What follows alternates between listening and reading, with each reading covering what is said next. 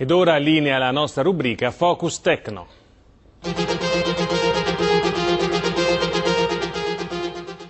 Buongiorno e benvenuti a Tecno. Risparmio, semplificazione e accessibilità totale sono i vantaggi delle nuove tecnologie applicate al mondo della sanità.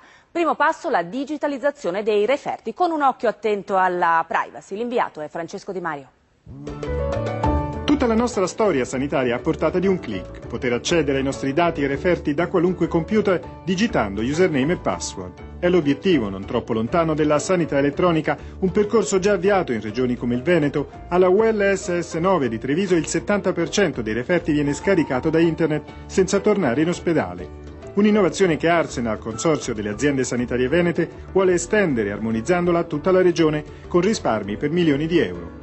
Ma il vero punto di arrivo, come prevede una legge recente, è il fascicolo elettronico che le regioni attiveranno per ogni cittadino. Al suo interno una cartella digitale nella quale far confluire la nostra storia clinica, da avere a disposizione anche lontano da casa. Si sopperisce a eventuali carenze dei pazienti stessi che non sono in grado di recuperare tutti i referti, li perdono, non ce li hanno più a casa. Invece il digitalizzato è assolutamente blindato da questo punto di vista.